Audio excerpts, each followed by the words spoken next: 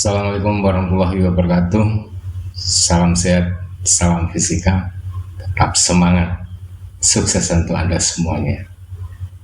Kita kembali lagi ketemu di pembelajaran fisika. Kali ini yang akan kita bahas adalah lanjutan tentang teknologi digital, gerbang logika.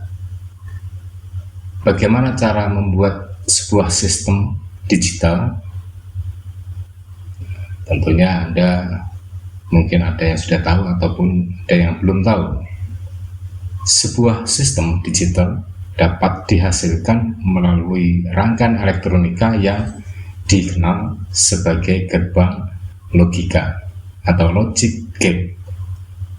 Suatu gerbang logika mempunyai terminal keluaran atau yang disebut sebagai output dan satu atau lebih terminal masukan yang disebut sebagai input.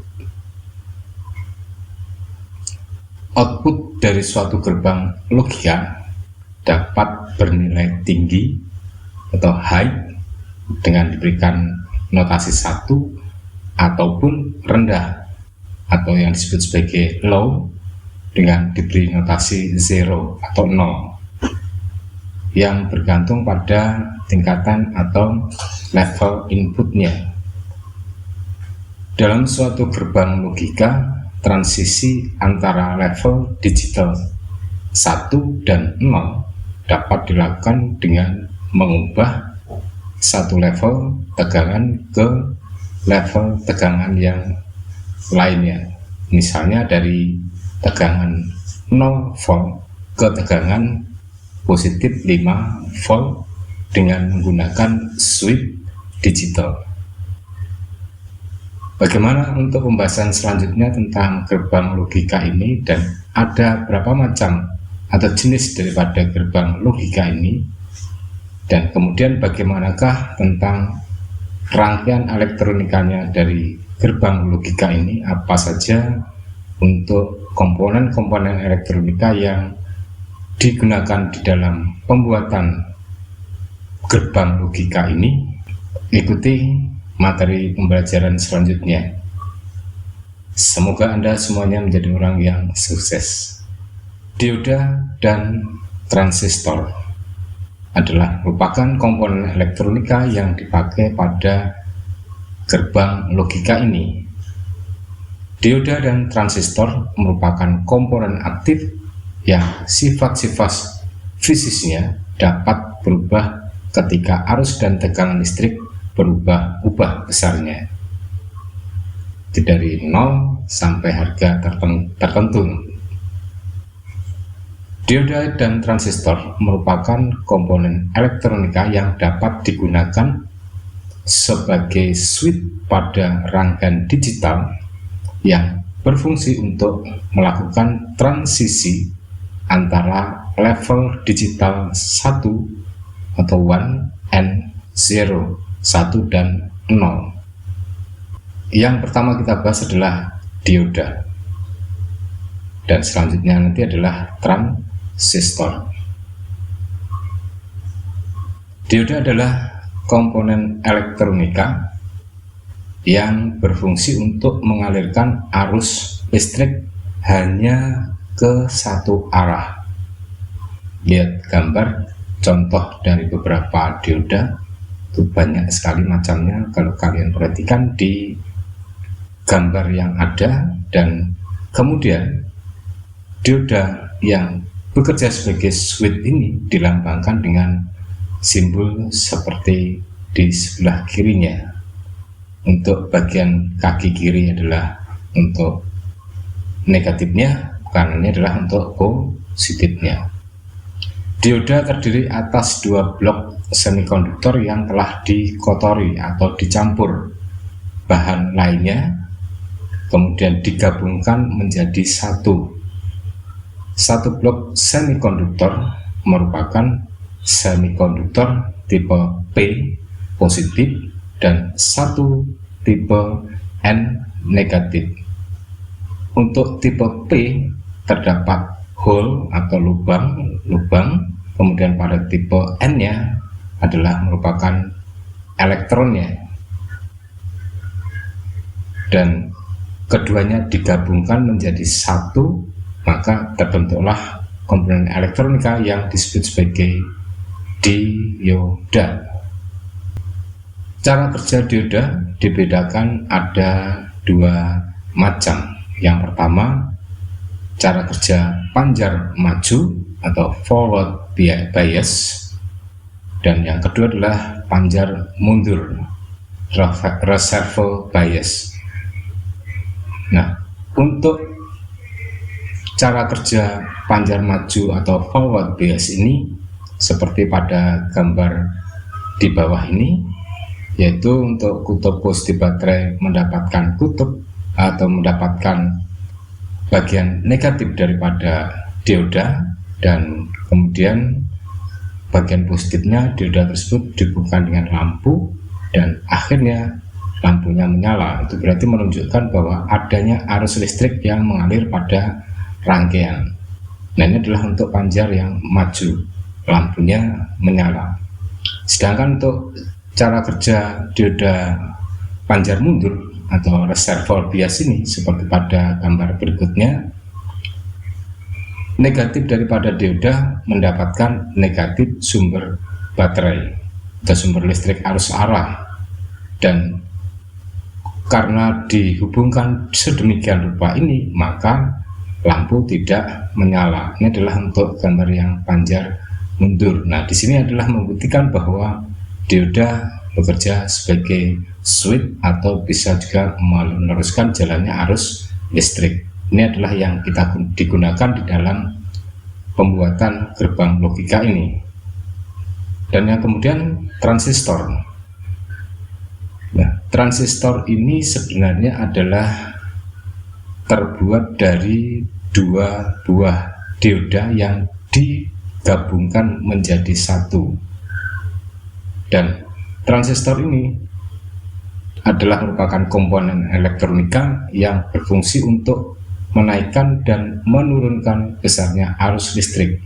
Dan ini saya berikan contoh-contoh transistor yang ciri-cirinya memiliki kaki 3. Jadi kakinya transistor itu ada 3, kalau dioda kakinya ada 2. Nah, karena transistor itu adalah pada dasarnya gabungan dari dua buah dioda yang dijadikan menjadi satu, dioda kakinya 2, maka untuk hasil gabungan dua buah dioda tadi menghasilkan transistor ini yang kakinya menjadi 3.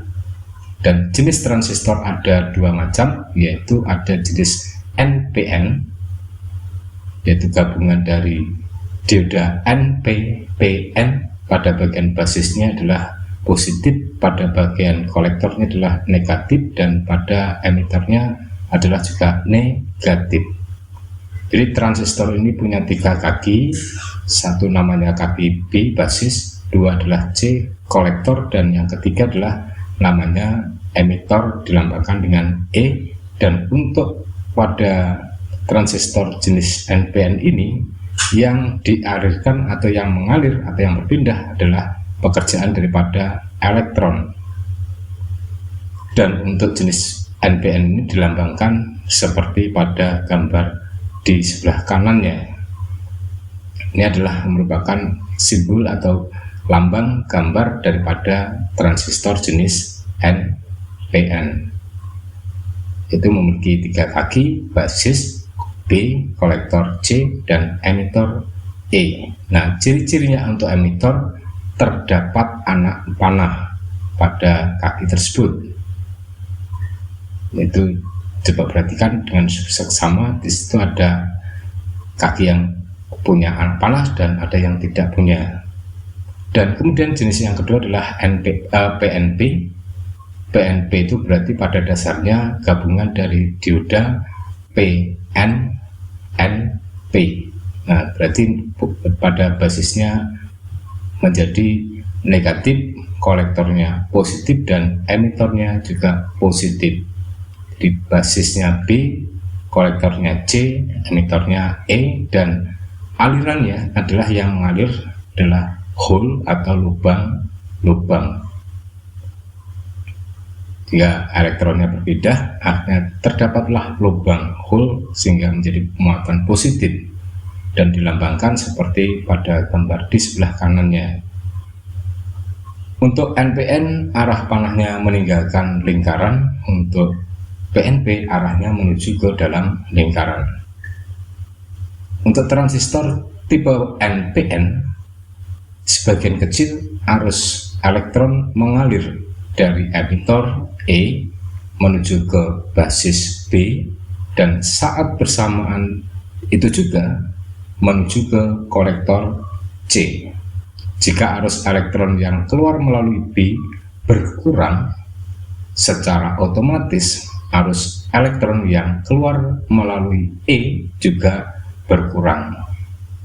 Demikian juga jika arus elektron yang keluar melalui B dinaikkan, maka yang keluar melalui E juga ikut naik, dan berakibat arus listriknya lemah mengalir dari B menuju E dan akan menyebabkan terjadinya aliran arus listrik yang kuat dari C menuju ke E.